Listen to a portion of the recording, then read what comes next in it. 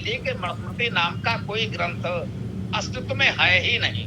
जैसा मानते हैं अनेक ग्रंथ लुप्त हो गए, मान लीजिए मनुस्मृति पूरी तरह लुप्त हो गई होती तो मुझे लगता है बहुत अच्छा होता, आज कोई समस्या नहीं। इसको लोगों ने इसीलिए बचा के रखा कि समाज में विद्वेष फैलाते रहे, बचा के रखा या मिलावट करके जैसे तैसे उसकी दशा बना दी है।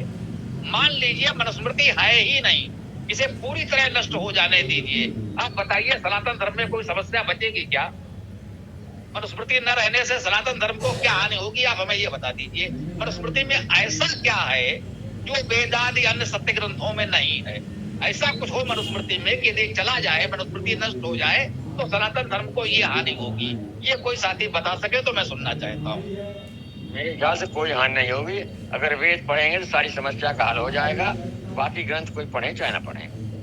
धन्यवाद गुरुदेव, मेरा अपना स्वयं का विचार है। धन्यवाद गुरुदेव कि यही हमारा विचार है। देखिए, पुराणों की उपयोगिता फिर भी मैं पुनः कहूं भ्रम को दूर करें।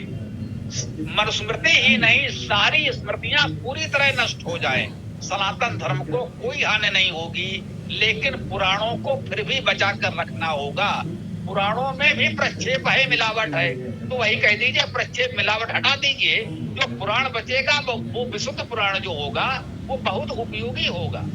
भारत का प्राचीन इतिहास भूगोल पुराणों में ही सुरक्षित है, इसलिए पुराणों को बचाकर रखना तो आवश्यक है। भले ही कुछ मिलावटी अंश आप हटा दीजिए, लेकिन पुराण यदि नहीं रहे तो सनातन धर्म का इतिहास नष्ट हो जाएगा। पुराण उपयोगी है। मैं मानता हूँ कि वेद तो हमारा मूल है, लेकिन इतिहास भूगोल के लिए पुराण बहुत उपयोगी है। वेद के बाद उपयोगिता पुराणों की है, लेकिन मनुस्मृति सहित सारी स्मृतियां यदि नष्ट हो जाए तो हमारा कुछ नहीं बिगड़ेगा, सनातन धर्म की कोई हानि नहीं होगी। ये बहुत अच्छी तरह हमको समझना चाहिए। हाँ, यदि हमारे इस विचार से कोई असहमत है तो अपनी बात तर्कपूर्ण तरीके से रख सकता है, मैं सुनना चाहूंगा। मेरा कोई पूर्वाग्रह नहीं है, ये मेरा विचार बहुत अध्ययन चिंतन के बाद बना है। यदि किसी को लगता है कि मनुस्मृति में ऐसा कुछ है जिसके जाने से हमें ये हानि होगी तो बताएं। मनुस्मृति में ऐसा क्या है जो हमें वेद में या अन्य आर्ष ग्रंथों में नहीं मिलेगा, जिसके लिए मनुस्मृति को ढूंढना आवश्यक है, जिसमें आधे से अधिक प्रक्षेप है। जरा हाँ ये भी देखिए, मनुस्मृति जो मूल प्रचारित है उसमें कितने श्लोक हैं, और जो शुद्ध करके छापी जा रही उसमें कितने हैं। एक बड़ा अंश तो आप प्रक्षेप करके हटा दे रहे हैं, उसमें से थोड़ा सा भाग बच रहा है जो आप कह रहे हो शुद्ध मनुस्मृति है। और वो शुद्ध मनुस्मृति भी यदि ना हो, इतने तो आपने हटा ही दिए, जो बचा खुचा है जिसे आप शुद्ध कह रहे हैं, यदि वो शुद्ध मनुस्मृति भी कोई हटा दे, बोले हम इसको भी नहीं मानते, तो सनातन धर्म को क्या हानि होने वाली है? कुछ नहीं। इस पर विचार करें तो समस्या का समाधान हो जाएगा। हाँ, इस पर मेरा एक मत है जिसे जोड़ना चाहता हूँ कि पुराणों के बारे में जो भी कहा जाता है, तभी मैं कथावाचकों का समर्थक नहीं हूँ, लेकिन एक चीज तय है कि पुराणों में जो वेदों की कठिनताएं हैं उसको सरल करके आम जन के लिए बड़े ही सुरुचिपूर्ण और लालित्यपूर्ण ढंग से प्रस्तुत किया गया है। जैसे कोई भी जो है कथा होती तो क्या था, हे ऋषियों, सूत जी ने कहा, फलाने ऋषि ने कहा, उन ऋषि ने बोला। तो इस तरह से उस बात को बड़े लालित्यपूर्ण ढंग से रखा गया ताकि हम ये समझें कि हमें बातचीत कैसे करना चाहिए। और किसी ने प्रश्न पूछा तो क्या बोला, हे स्वामी, हे भगवान, आप मुझे कृपा करके ये बताइए। तो देखिए ये संवाद की शैली में कितनी उच्चता है। और हम किसी के पास जाते हैं, भाई जरा मुझे बताना तो ऐसा लगता है जैसे हम उसको डंडा सा मार रहे हैं। तो पहली चीज तो हमको उससे भाषा और बातचीत की शैली का पता चलता है कि हम किसी बड़े व्यक्ति के पास जाते हैं या किसी के पास जानने सीखने समझने के जाते हैं तो उस समय संवाद कैसे करना है। अब उसके बाद वो आपको कैसे उत्तर देता है ये देखिए। तो इसमें हमको ये भी समझने की आवश्यकता है कि हम अगर बड़े हैं, श्रेष्ठ हैं किसी से, तो कनिष्ठ है या जो जानने पूछने वाला आया है वह है नहीं है, वह जिज्ञासु है। तो जिज्ञासु को हमें कैसे संबोधन करके उत्तर देना चाहिए, ये सबसे पहली बात आती है। दूसरी बात फिर क्या आती है कि उसके अंदर जो प्रश्न उठाया गया है उस प्रश्न के लिए बड़े लालित्यपूर्ण ढंग से क्या बोलते हैं, एक बार नारद जी घूमते हुए गए विष्णु धाम वैकुंठ धाम। तो वैकुंठ का अर्थ क्या निकला, वै मतलब गया, कुंठ कुंठा, जहाँ कुंठा नहीं सो वैकुंठ, और वहां कौन रहता, विष्णु जी। ठीक है ना। तो देखिए समझिए, इसीलिए मैंने कहा है कि भाई ये जो है बड़े ही लालित्यपूर्ण और रुचिकर ढंग से पुराणों को रचा गया है हमारे उन मनुष्यों ने, ज्ञानियों विद्वानों ने, ताकि आम जन उन वेद की कठिनाइयों को सरलता से समझ सके। तो अब वहां क्या हुआ, तो विष्णु भगवान ने कहा, उन्होंने कहा कि भाई नारद इसके लिए बड़ा ही सुंदर तरीका है, आदि आदि जो भी उसमें वक्तव्य कहानियां चलती है।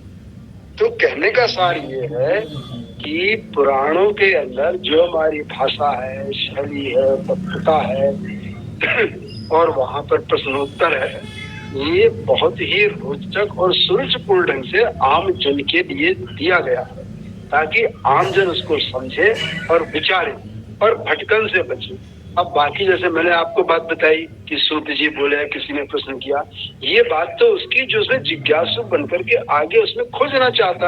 अब हम खोजेंगे ही नहीं, खाली लकीर के फकीर बने रहेंगे, तो निश्चित रूप से हमारे अंदर भ्रम उत्पन्न हो गए। तो हम लकीर के फकीर ना बने।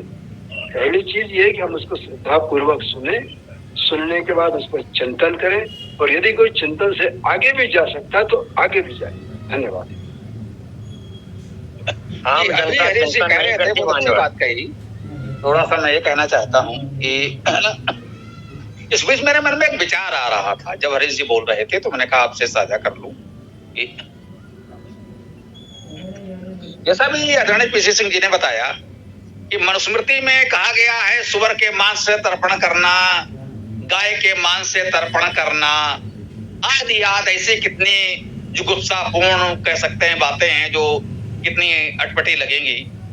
वो आप उसे प्रक्षिप्त श्लोक कहते रहिए, लेकिन जो मनुस्मृति आज प्रकाशित हो रही है उसमें है। वो कब किसने प्रक्षेप किया, उससे पहले शुद्ध मनुस्मृति कब थी, इसका प्रमाण किसी आर्यसमाजी के पास आए नहीं। ठीक है ना। लेकिन पुराणों में मुझे लगता है कि आर्य समाज ने जो पुराणों के बारे में आलोचना आदि भी की है, समीक्षा की है, कहीं भी पुराणों पर यह आरोप नहीं लगा है कि वहां इस तरह से ऐसी बातों का उल्लेख हो कि सुअर के मांस से तर्पण करें, गाय के मांस से तर्पण करें, कोई गाय घोड़ा सुअर भून के खाए, है ना। मुझे लगता है इस तरह की हिंसा, अश्लीलता की, इस तरह की बहुत बातें पुराणों में वैसी नहीं है। कहीं ना कहीं ये कह सकते हैं, अधिक से अधिक जो आक्षेप लगा है वो श्रृंगार परक प्रसंग अवश्य हैं। साहित्य में श्रृंगार रस होता है, तो पुराण भी ललित साहित्य में आते हैं, कहीं ना कहीं उसमें श्रृंगार रस का परिपाक कुछ अधिक हो गया है, जो हो सकता है कहीं कहीं कथित अश्लीलता की सीमा को छूता हो। पुराणों पर अधिक से अधिक इतना आक्षेप है कि उनका जो श्रृंगार वर्णन है, श्रृंगार वर्णन साहित्य का बहुत सम्मानित प्रसंग है, इसको नकारा नहीं जा सकता। चाहे संस्कृत साहित्य हो, हिंदी साहित्य हो, किसी भाषा का साहित्य हो, नौ रसों में श्रृंगार रस प्रमुख माना जाता है और श्रृंगार का वर्णन साहित्य में सम्मान से पढ़ाया जाता है। तो पुराणों में कहीं कहीं श्रृंगार का वर्णन कुछ अतिरेक हो गया हो, अधिक हो गया हो, वो अश्लीलता की सीमा को छू गया हो, ये पुराणों में मिलता है। ये अन्य संस्कृत साहित्य में, संस्कृत के काव्य, नाटक, उपन्यास आदि में भी मिलता है, या आपको हिंदी साहित्य के काव्य में भी मिलता है। तो इससे अधिक पुराणों पर कुछ आक्षेप मुझे लगता है बना नहीं है। हाँ, पुराण जिस युग में रचे गए, या यूं कहें कि जिस युग में उनका अंतिम संपादन हुआ, उसमें जो भी जोड़ा गया, मिलाया गया, प्रक्षेप हुआ, जो भी कह लीजिए, उसका अंतिम संपादन संभवतः मुगल काल या ब्रिटिश शासन काल में, अंग्रेजी शासन काल में हुआ है। इसलिए पुराणों में मंदिरों की भरमार तो है, इसमें कोई संदेह नहीं है।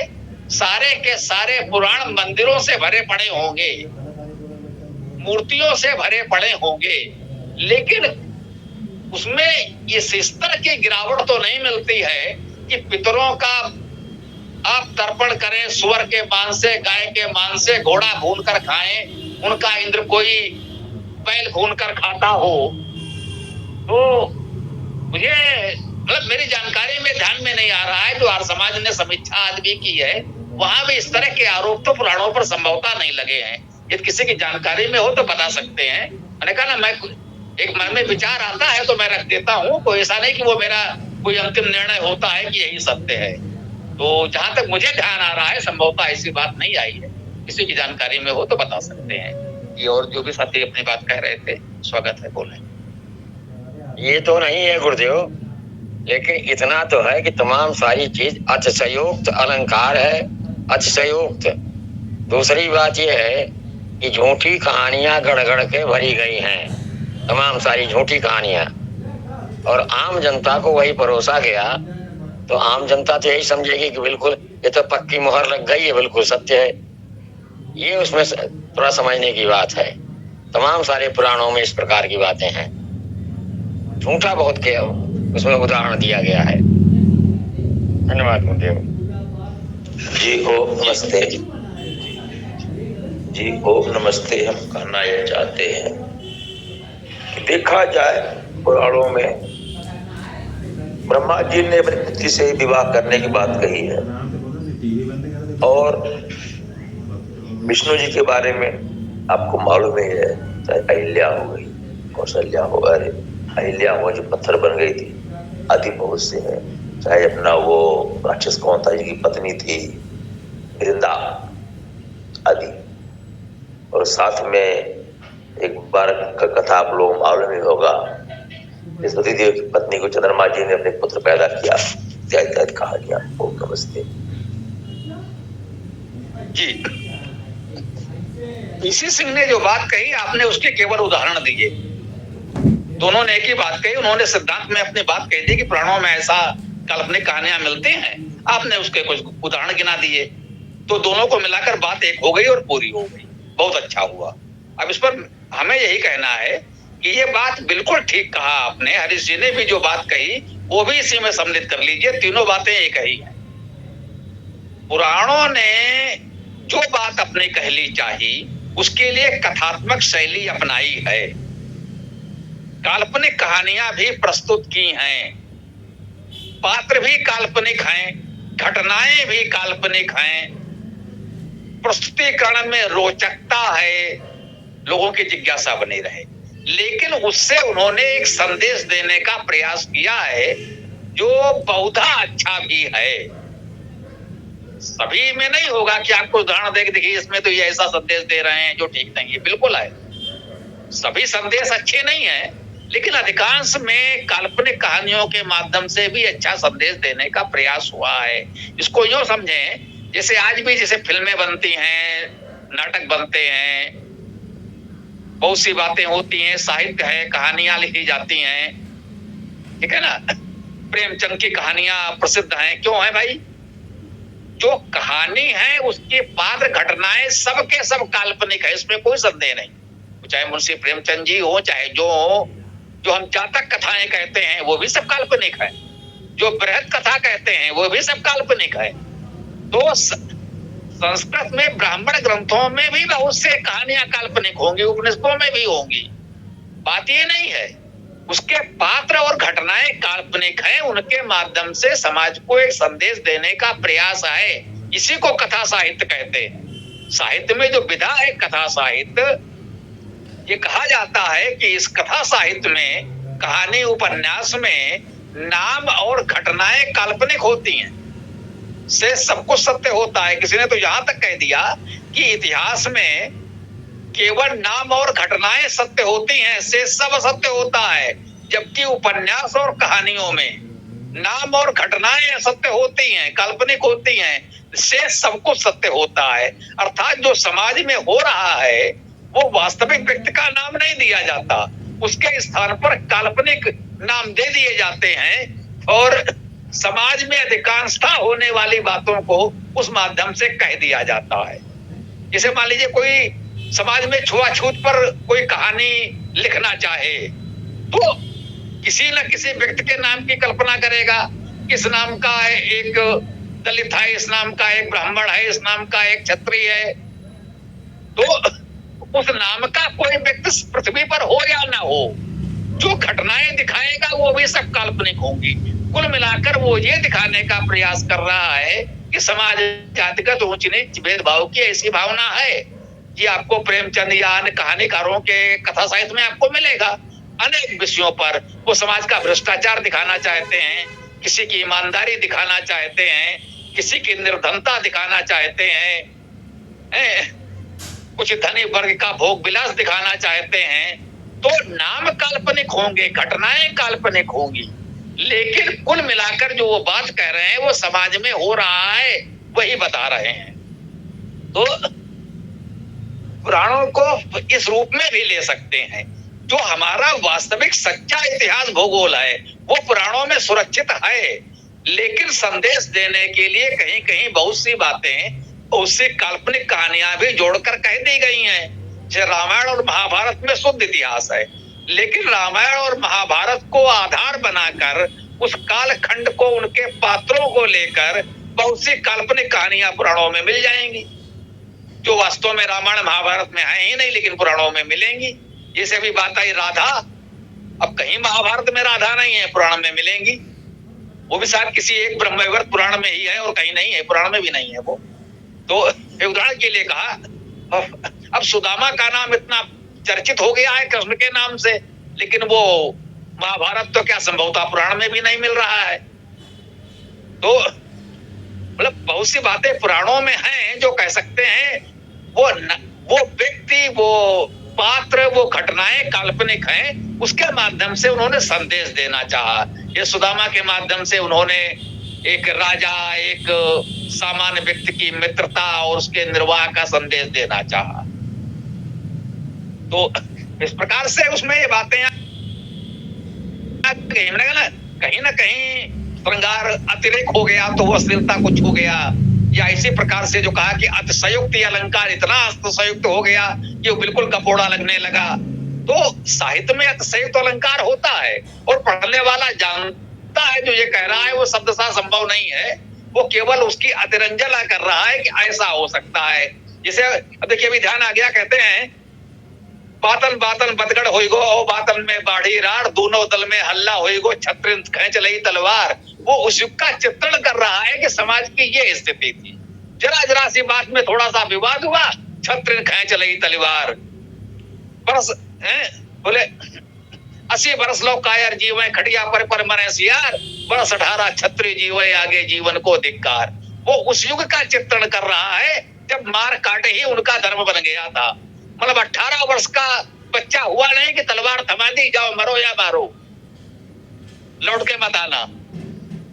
लो बरस 18 छत्री जीवे आगे जीवन को धिक्कार। 18 वर्ष से अधिक छत्री को जीना ही नहीं चाहिए, लड़के बन जाना चाहिए। तो क्या अब 18 वर्ष से अधिक आयु का कोई छत्री था ही नहीं उस युग में। आला उदल की बात कही जा रही है, ये आलाखंड में आता है। तो मतलब अतिशयोक्त कह दे कि बच्चा तलवार पकड़ने लायक हुआ नहीं कि उसको पकड़ा के भेज दिया युद्ध में। मतलब अतिरंजना की गई है कि इतना नहीं होना चाहिए, उन्होंने यही बताना चाहा है। उस युग में भी 80 वर्ष की आयु में योद्धा युद्ध में लड़े हैं, इसमें कोई संदेह नहीं है। तो अब इसको आप शब्दशः ले लें कि 18 वर्ष से अधिक कोई छत्री जीता नहीं था तो फिर तो नहीं चलेगा ना। तो ऐसे बहुत सी बातें इस तरह की आती रहती हैं। एक को मारे दुई मर जावे, तीसरा दहशत में गिर जाए। अब वो युद्ध का वर्णन कर रहे हैं। ऐसे पराक्रमी योद्धा है, उन्होंने एक को मारा, दूसरा 2 अपने आप मर गए और तीसरा उसको देख करके ही गिर पड़ा, वो मर गया। अब ऐसा तो युद्ध में नहीं होता, लेकिन वो एक किसी अपने नायक की वीरता का वर्णन करते हुए इतनी अतिरंजना कर रहे हैं। ये अतिरंजना आपको राम रावण युद्ध में भी देखने को मिलेगी। ये अतिरंजना आपको महाभारत के भी कई प्रसंगों में मिल सकती है। तो ये काव्यगत अलंकार है, काव्य सौंदर्य है, उसको जो शब्दशः लेते हैं उनको शिक्षित करने की आवश्यकता है। इस काव्य को शब्दशः नहीं लेना चाहिए, उस भावना को समझना चाहिए। हाँ, उसमें कथावाचक अवश्य दोषी हैं जो उसके उस काव्य सौंदर्य को न बताकर उसे शब्दशः लोगों को मानने के लिए जैसे बाध्य जैसा करते हैं, प्रेरित करते हैं। बस बिल्कुल ये ऐसा ही हुआ था, और लोगों को वो समझाते ही नहीं है कि भाई ये उत्तम काव्य है, ये काव्य गुण है, अलंकार है, इसको इस रूप में आपको ग्रहण करना चाहिए। ये उनके व्याख्याकारों कथावाचकों का दोष है, उन ग्रंथों का उतना दोष नहीं है जितना दोषी इन कथावाचकों ने बना दिया है। इतना भी थोड़ा हमारा विचार है, इस पर आप लोग सोचिएगा। गुरुदेव, ऐसा कि आज भी जो हो रहा है वो उद्धरण पुराणों का दे देते हैं। पुराण में ऐसा लिखा है, धर्म में ऐसा लिखा है, गरुड़ पुराण में ऐसा लिखा है। एक व्यक्ति रामेश्वरम का उत्तराखंड में गया, बद्रिका आश्रम, वहां पूजा पाठ किया। उससे ये कहा गया कि अपने घर जा करके ब्राह्मण भोजन कराना। वो ये नहीं कहता है कि वहां जा करके गरीबों को भोजन कराना या विद्वानों को भोजन कराना, संतों को भोजन कराना, सम्मान करना, ये नहीं कहता है। और अगर उनसे कुछ कहना चाहें तो पुराणों में लिखा हुआ है। ये कभी कभी वेद में भी कह देते हैं, वेद में लिखा हुआ है। इसी तरह से कोई आदमी अगर द्वारिका का है तो द्वारिका में गया, पूजा पाठ कराया, तो अब पुरी का रहने वाला है जो कहेंगे पुरी में जाकर के ये ब्राह्मण भोजन कराना, विद्वानों का भोजन मत कराना, विद्वानों का नाम ही नहीं लेते हैं। तो इस तरह की बातें जो हैं ये भ्रम पैदा करती हैं। वो पुराना जमाना नहीं रह गया है कि जो कम पढ़े लिखे लोग थे, आज सब पढ़े लिखे लोग हैं, तमाम सारे जागरूक हैं, उस तरह से अक्षर से मानने को तैयार नहीं होते हैं। धन्यवाद गुरुदेव कि वही बात है। देखिए, जब वो जो समझिए परंपरागत रूप से जब वो ब्राह्मण कहते थे तो ब्राह्मण का अर्थ वेद का विद्वान नहीं होता था। अब वो जन्म के आधार पर जातिगत हो गया है। सत्य साहब वो भी बोल रहे हैं ब्राह्मण को भोजन कराना। तो पहले ब्राह्मण को भोजन कराना का भाव यही होता था कि जो भाई वेद के पढ़ने पढ़ाने वाले हैं उनको आप भोजन पर आमंत्रित करेंगे, भोजन कराएंगे, तो आपको कुछ उपदेश भी करेंगे, आपका भला होगा। अब वो जातिगत हो गया तो समस्या उत्पन्न हो गई। ये हुआ है इसमें, है ना। तो वही वेदों का प्रचार प्रसार हो, लोग तर्क से सोचना समझना सीखें, तो धीरे धीरे समाधान निकलेगा। प्रयास करते रहिए, कुछ अवश्य होगा।